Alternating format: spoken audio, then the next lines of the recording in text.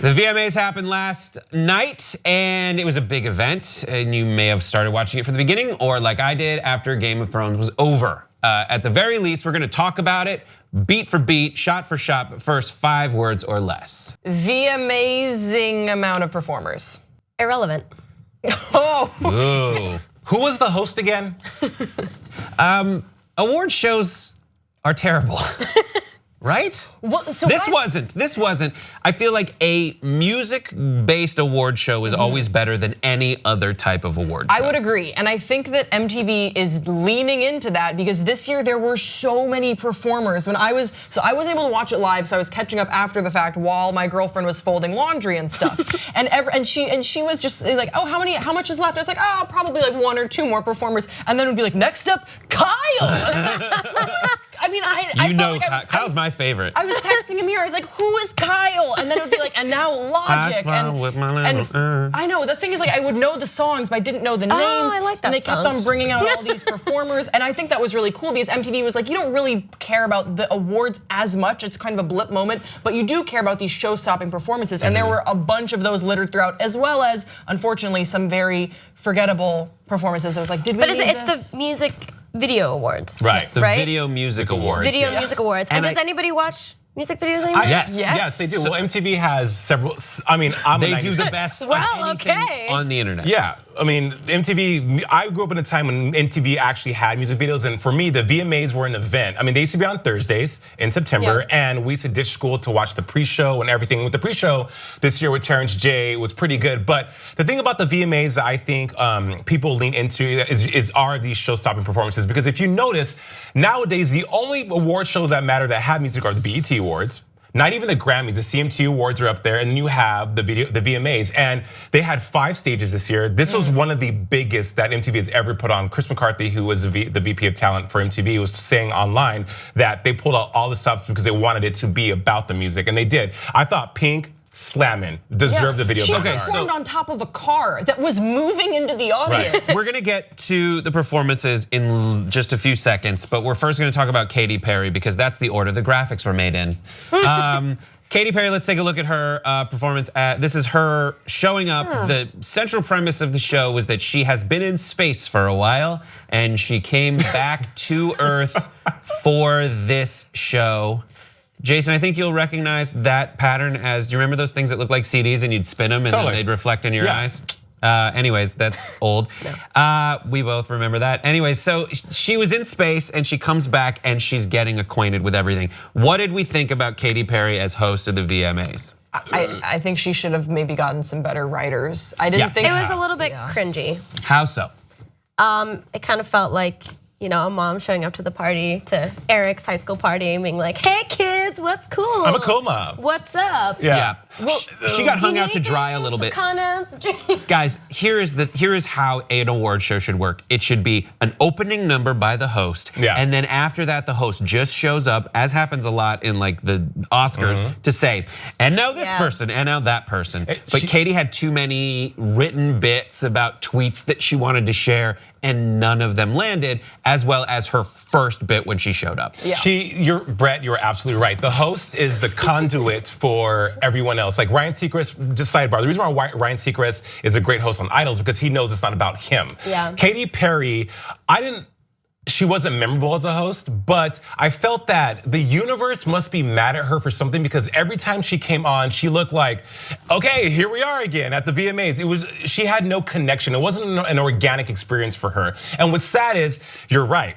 She should have performed, slayed the performance, which we'll talk about her performance, and then been like, okay, boom, let's get on with the show. There wasn't any kind of powerful dynamic with Katy, and it's sad because she's reaching now. She's like, listen, no one's buying Witness. My tour was postponed. I'm in this embattled, entwined media war with the queen of all media right now, and I'm losing. Someone throw me a life jacket because this is it, you know? And the VMAs was supposed to be that resurrection for her, and sadly, it wasn't. She's Cersei right now. And Taylor Swift is Daenerys.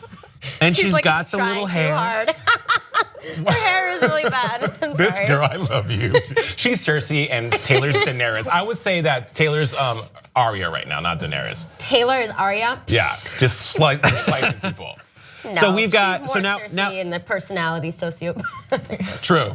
I don't think Katy Perry is a sociopath. I think Katy Perry No, it's Taylor Swift. Taylor Swift is the mix of like Littlefinger and all the people who were smart in Game of Thrones.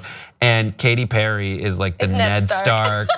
For sure, just like, hey, or like, I'm trying to find myself. And it's not easy to do this in front of all of you while I don't know what my identity is. And I think she needs to embrace that more and honestly communicate that. And if she doesn't, she just sounds like that camp counselor or that musical theater kid who hasn't fully communicated to themselves what they're into. They're just putting on the face they think everyone likes. Yeah. Exactly. Do you think that Katy, do you feel that somewhere behind closed doors, conversations are Katy's having is like, why is nothing working? Yes, like, I why really think so. Why She's am I going through that Anne Hathaway totally phase where she Agreed. just can't do Great anything point. right, and I feel kind of sorry for her. But the good news is that Anne Hathaway reached that point and where she was sort of similarly like, why am I getting all this hate? I don't understand. And then there was this major breakthrough that we saw in some of her recent pictures that have come out, and we've sort of re-embraced her because she sort of said, I don't know how to do it. I'm just being me. I'm just trying. And I think I would like to see that breakthrough for Katy.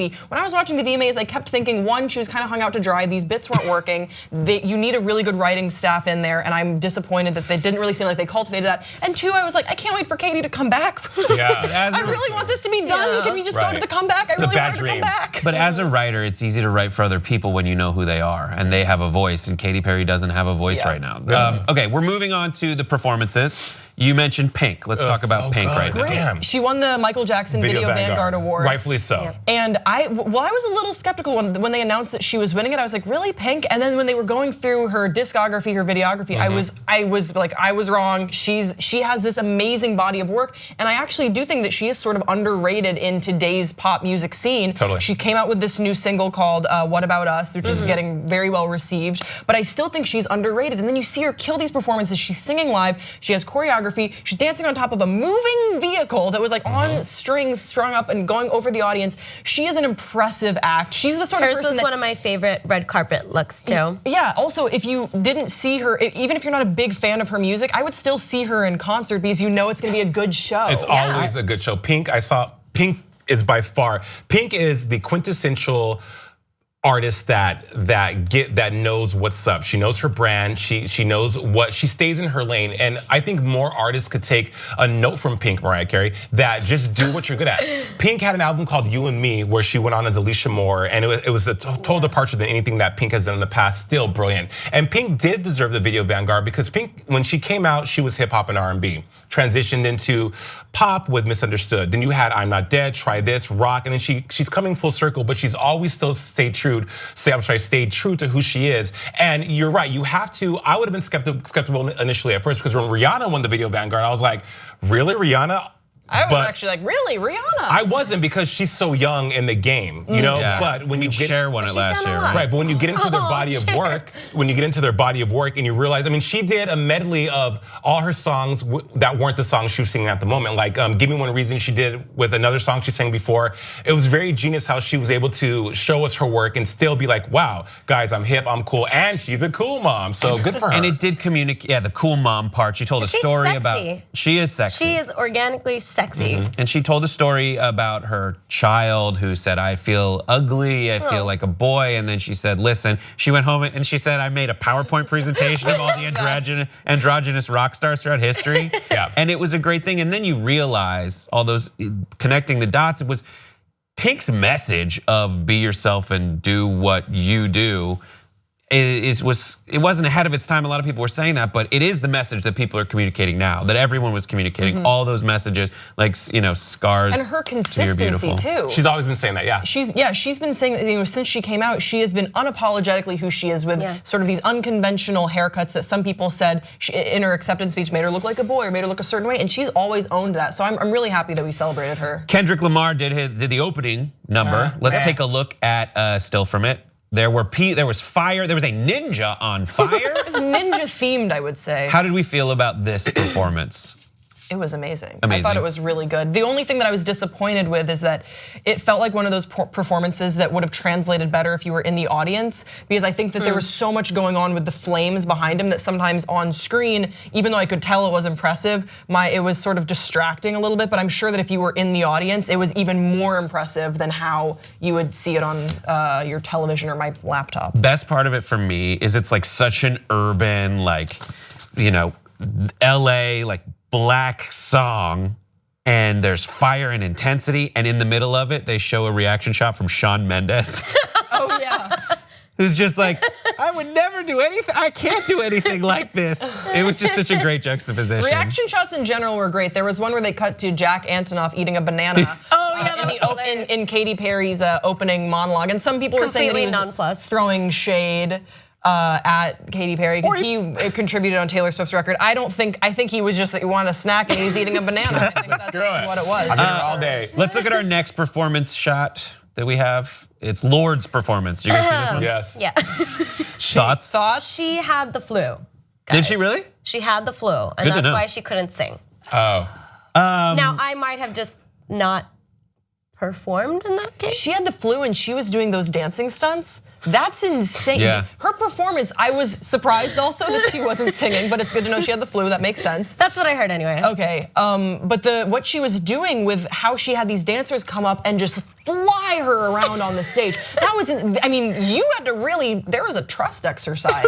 Best performance in its so own good. special way. There's people said she was free-spirited, and the idea that she was doing essentially the choreography from the Chandelier video without singing or having any formal dance training was what made it amazing to me. And it looks like she's wearing sweats and like a sneakers. Child playing princess I'm not dress up. surprised. She is known for being eccentric, and I kind of just appreciate it. I'm like, you do you, girl. Alessia Cara, I think is our next photo, if I'm not mistaken.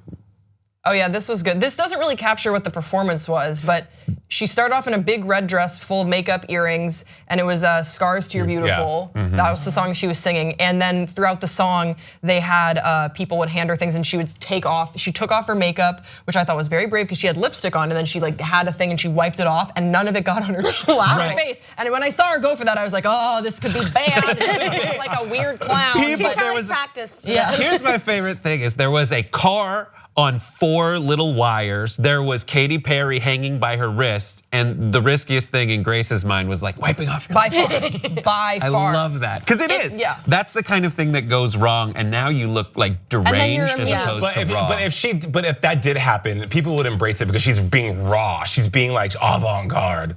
You know? I agree. Did anyone have a favorite performance that we didn't mention? I did. And not because it was amazing. Katy, so Swish Swish. Okay, so here's the thing about Swish Swish that's like really like just like making my head swish swish. First of all, the video. So you had Katy Perry still trying to do this whole basketball thing because I get why. Katy, if you're going to have dancers and choreography that are like slaying the beast, like going in, killing it, you have to do the same. Nicki comes out. You could tell Nicki's not interested. Nicki's just like, okay, let me just do this damn verse because I'm in this video, I'm in this song. Katy, look, let me help you out, girl. Let me give you a solid. And then Nicki forgets the lyrics. Yeah. She's lip syncing her part that she should be sing. That she's like, don't turn back. I despise you. She's like, that's being lip syncing. And Nicki's like, give it up, VMAs. You know, it's like really bad. So I'm thinking like, okay, how can we resurrect this performance? And really, you couldn't. And that's why it was my favorite performance, because you are the host of the show. You are Katy Perry, who normally has like really, her concert, the Prism tour was fantastic, Prismatic was fantastic, the Teenage Dream tour, amazing. You know, so I was hoping that that performance would have been like your piece de resistance to this mess, and it wasn't.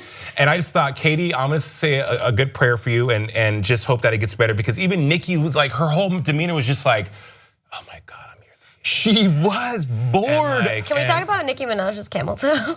No, I was didn't a notice motorcycle that. sweetie. That was not a camel toe. That was just like digging in the dirt. Yeah, right. That was And an elephant I G-string. liked her outfit, I didn't even but notice I that. didn't either. how? I guess maybe my computer's pixelated. I just wasn't there. We need to get a picture. I DVR'd it, and the DVR kicks out because it went over, kicks out like right as Katie's starting her performance, which is so depressing and sad. Brett, and then Katie's trying to, she's singing a higher key than this, she was lip syncing the song. And so she's singing over her vocals, and it just sounded bad. It was like it was not working for her. Maybe I'm wrong. Maybe you guys disagree in the comments, but it just wasn't good. My favorite performance was Logic's performance of the song that's just a phone number, and I can't remember all the digits in there. Either. But I was surprised because I knew the song, but I didn't really know who Logic was, and I thought it was a really cool performance. And and I like being surprised at the VMAs because you kind of know that people are going to put on a show, but I didn't really know who this person. So that was a performance of a number for a suicide hotline, and there was a speech by Jordan Catalano.